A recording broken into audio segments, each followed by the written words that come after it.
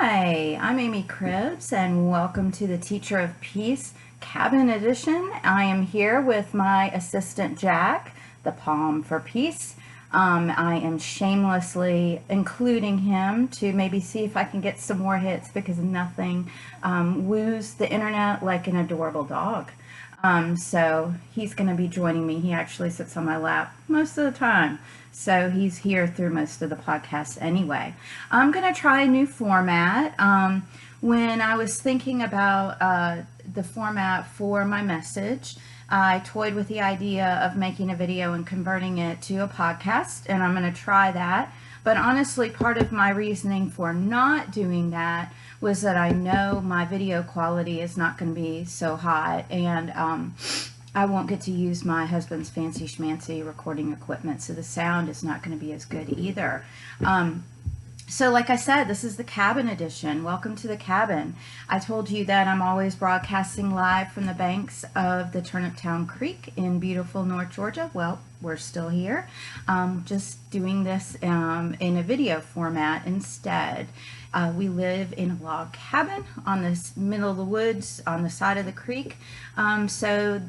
It's a great house, but because of all the wood, filming isn't that easy because it can be a little bit on the dark side, and I don't mean Darth Vader that way. But anyway, so excuse the lack of lighting here.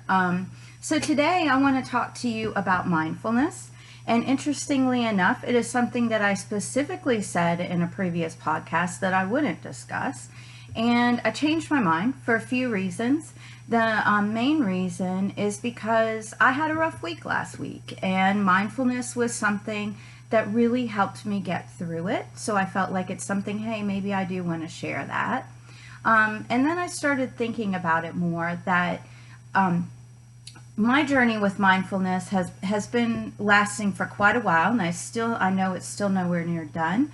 But I wanted to get the message out that it's not necessarily easy, and you don't need to get frustrated. I think it is a little bit different for each of us, and you need to find your own groove with it. I'm still working on that. So I guess the main message I wanted to get out is I wanted to talk about mindfulness from the perspective of someone who's not an expert, who doesn't do that for a living, who knows it's important but has honestly kind of struggled with it, and is still working on that. So that's what we're going to be talking about today, just your general introduction to mindfulness.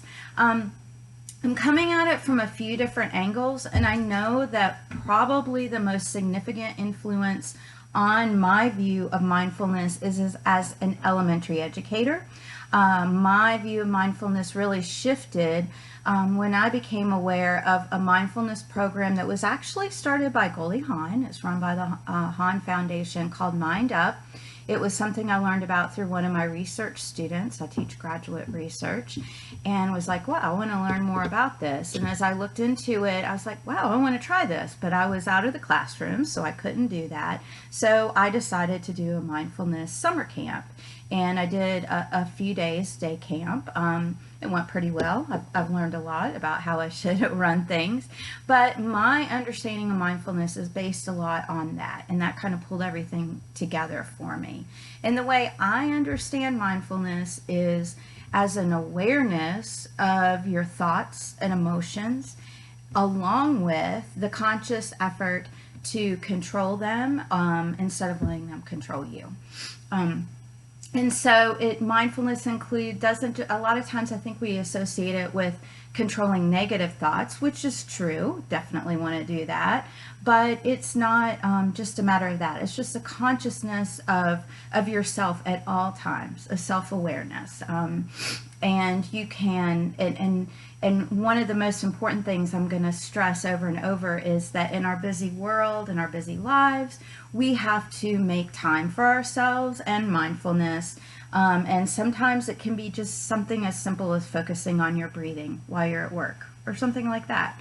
So it's just something in our busy world that everybody's kind of needing.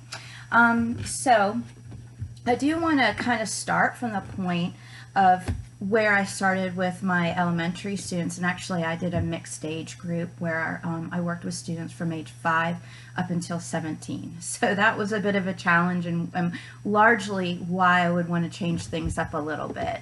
But I think this is a great example. I say this is a cool thing about video. I can have props. But this is a jar full of glitter. And if you shake it up, the glitter starts swirling around. Think of this as your brain. And I don't know about you, but on a normal day, this is pretty much what my brain looks like. Even, I would imagine, even on a good day, my head is constantly swirling with thoughts, inner speech constantly going on, having a really hard time constantly trying to calm what's going on in the background. Sometimes it's related to what I'm doing, sometimes not so much. And it might be a little more accurate to actually have like dirt and rocks in here to be the thoughts swirling around, but you know, when you're working with kids, glitter always kind of sends a message a little bit better.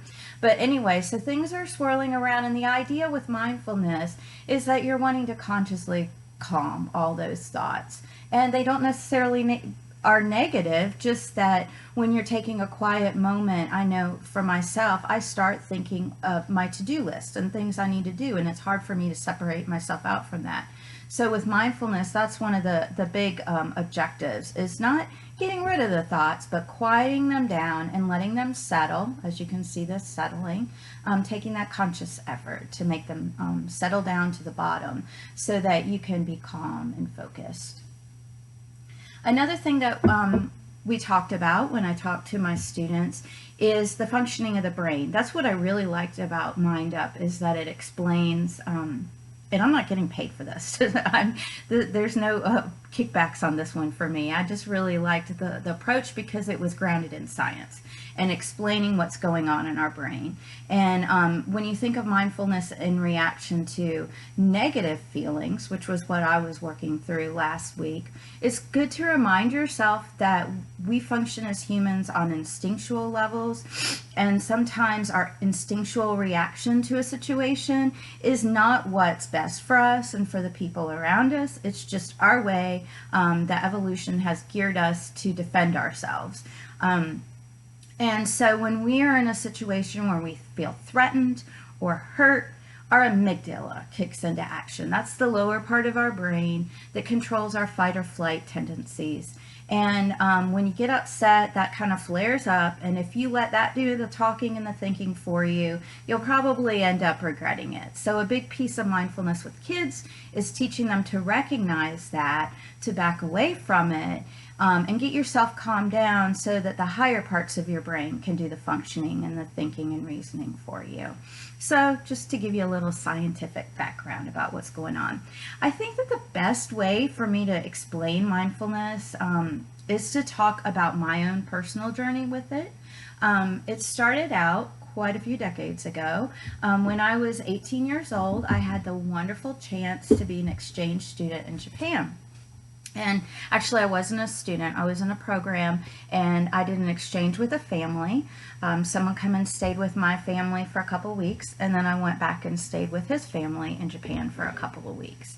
And besides being an 18-year-old in an unknown country by myself, pretty proud of myself because I'm an introvert, so that took a good deal of bravery. I also had the unique experience to be staying with a family where the mother's job was to teach Sado, which is the ancient Japanese tea ceremony. So I spent a good deal of my time in Japan immersed in that because I spent most of my time while I was there with her. So I learned quite a bit about it.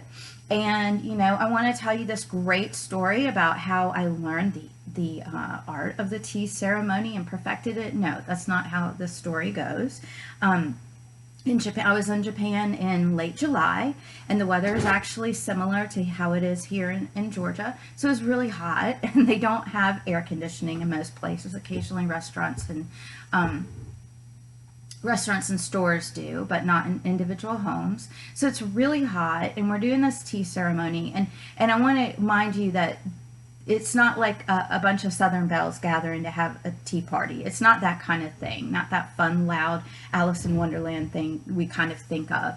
It's a very quiet, meditative process, and it can even take hours, depending on what ceremony you're doing. So I would be sitting there, very uncomfortable, because the position is actually not the lotus position. You sit on the floor on your calves. So my legs are aching, I'm hot, I'm sweating, I'm 18 years old, and I'm not thinking this is the most fun thing in the world. But I did know at that time a seed was planted, that something made me go, wow, this is pretty cool, that this is a part of this culture, that they're known for their technology and their innovation, but at the same time, Zen is a way of life. It's permeated into the culture, that they take this time to be quiet, to recognize ancient customs. Just really cool thing. But I will not lie, I didn't master it. I was, just sitting there gritting my teeth the whole time, grin and bear it, trying to not evaporate or have my legs fall asleep and fall over. But anyway, so that was my introduction at 18. Things kind of progressed as I got older. I started doing group fitness, and with that I was introduced to yoga, and which I still love to do whenever I have the opportunity. And a part of yoga, if you've never been to a yoga course, at the end of each class, there's a time after you've calmed down, your muscles are cooling, that you're laying down and just kind of calming down and quiet, listening to your breath, trying to move away from the day's care. And the funny thing is, for those moments, I loved the actual activity of stretching and moving. And then it came down to that quiet time, and I'm like, yeah, I'm going to get this. I'm going to be a meditator.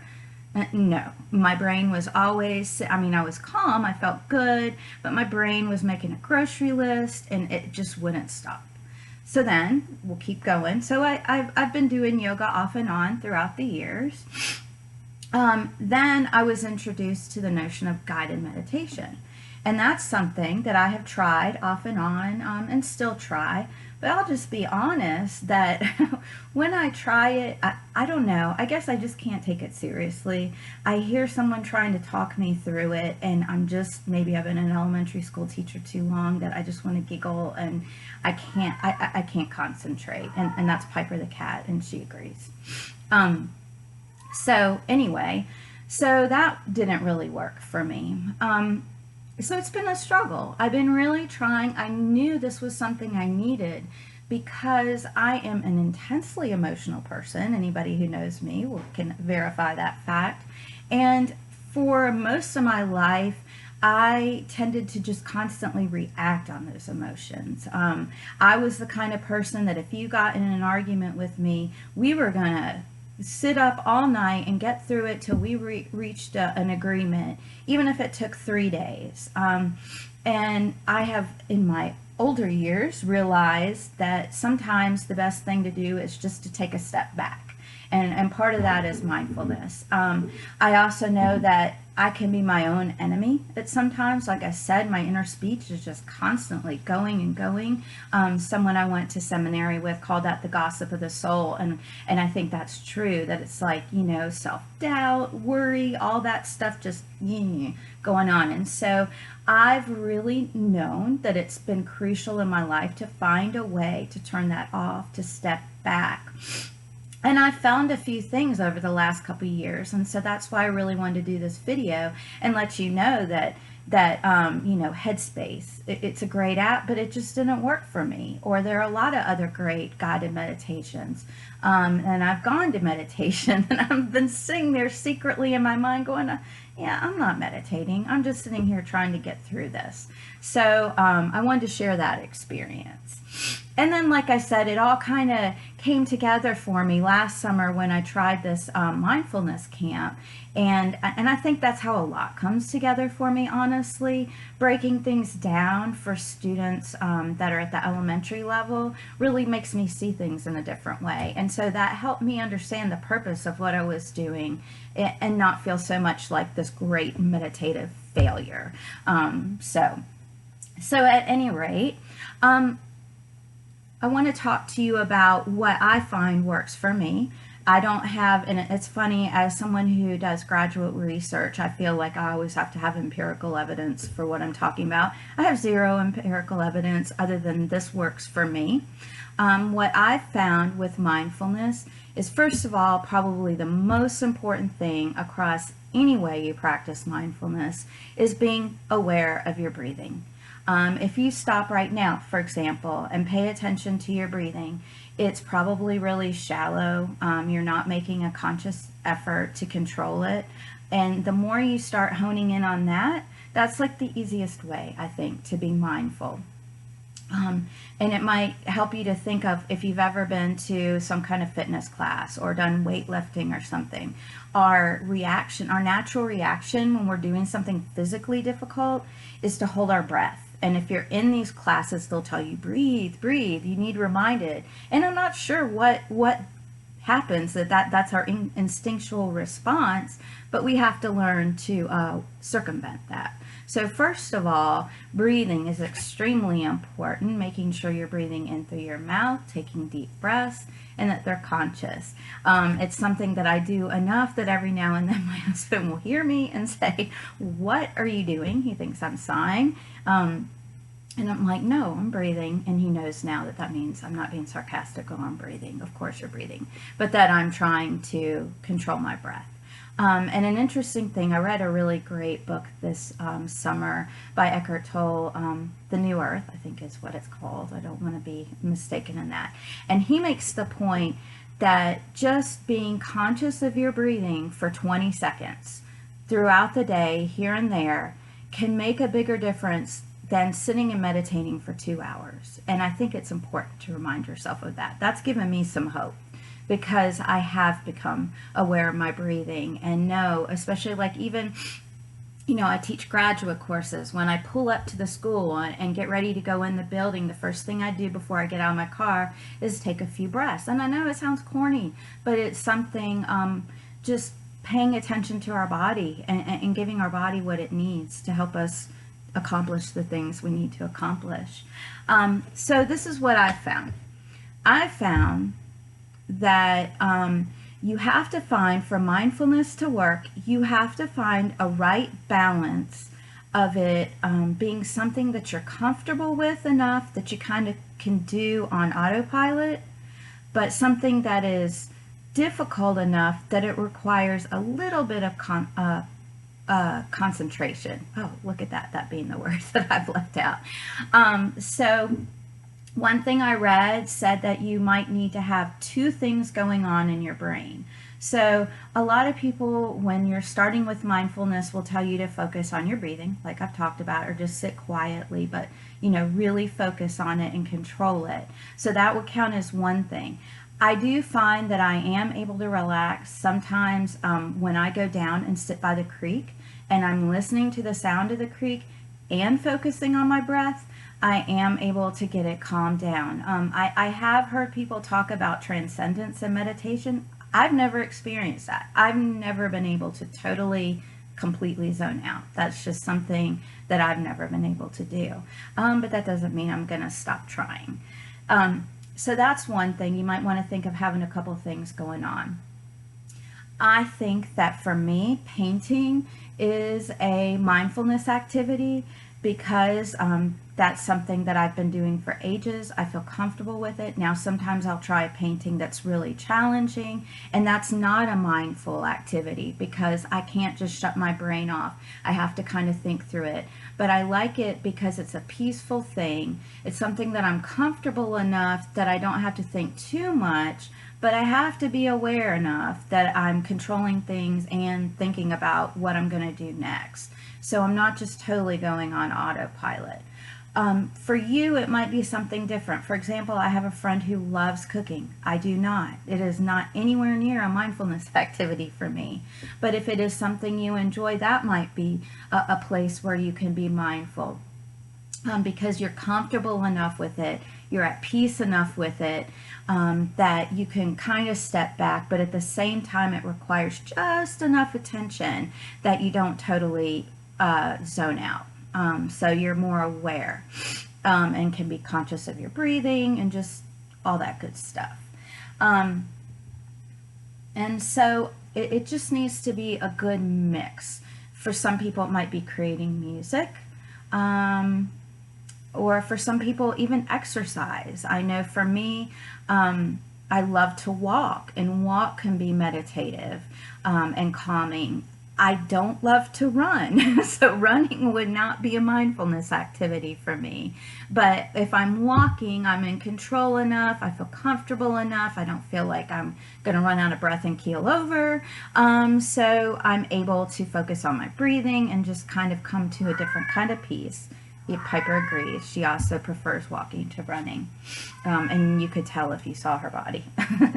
um, and the one thing I do want to mention, well, you might be thinking, well, what about watching TV? And I love that Eckhart Tolle explains that when you're really wanting to reach a level of mindfulness, you're trying to go above the chatter that's going on in your brain. But when you're watching TV, you're going below the chatter, that you're not rising above it, you are just completely shutting yourself off. And not only that, you're opening yourself up to whatever messages are coming in, and you're just not even processing them the same way if you were totally aware. So that is something different. Now, I will say, I usually watch about an hour TV a night. I don't have cable, but I make a conscious decision to do that. I've always said TV is like chewing gum from the brain, for the brain, and everybody needs that. Everybody needs to just chill and step back. And so I'm not saying that you need to be human, you need to do those things, but that's not a mindfulness activity. That's a relaxation activity that's a little bit different. Mindfulness is like a step up. So as I'm closing, I want to talk about a few things. One thing I didn't mention is another form of mindfulness meditation called passage meditation. And it is something that I tried without success. And like so many things that I've tried that route. And in passage meditation, which a lot of people find as a great tool, there are books out there. I'm actually going to read a passage from one of them at the end of this. But in passage meditation, you memorize a meaningful passage to you. And as you're breathing, as you're quieting yourself, you repeat that passage over and over in your brain. So the reason it didn't work for me is I can't memorize anything. And it's actually kind of a cool experience because I was always really frustrated as a kid. We had to memorize our timetables. I remember in middle school, it was horrific. We had to memorize the Bill of Rights and stand up and say it or something we had to do and recite it. And besides being an introvert and nervous, I also knew I'm not going to remember this. And now in my adult life, I'm realizing I just really can't memorize things because I've spent the entire summer trying to memorize the prayer of St. Francis of Assisi, and I can't. But what I have found is one way I can be mindful is to have a copy of it and to be reading as I'm doing it. Another thing, I cannot believe I didn't mention this, that ironically, the mindfulness activity that has proven to be the best for me has been a total accident. I made the decision that I'm going to fold 1,000 paper cranes for peace. The idea came from reading the wonderful book Sadako and the 1,000 Paper Cranes to my 5th grade students, gosh, like 23 years ago, my first year teaching.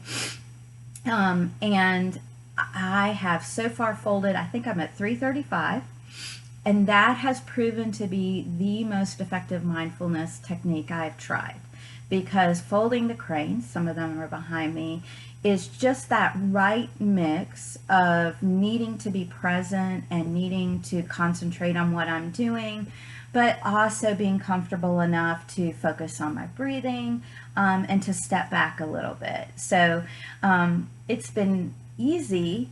Well, I wouldn't say easy, but at first I was like, gosh, I'm crazy. 1,000, that's a lot. When I got to 30, I thought I had done a great job. And now it's just kind of happening because it is something that it feels natural. One thing I've done, this is just a little example of mindfulness. I have a rule for myself.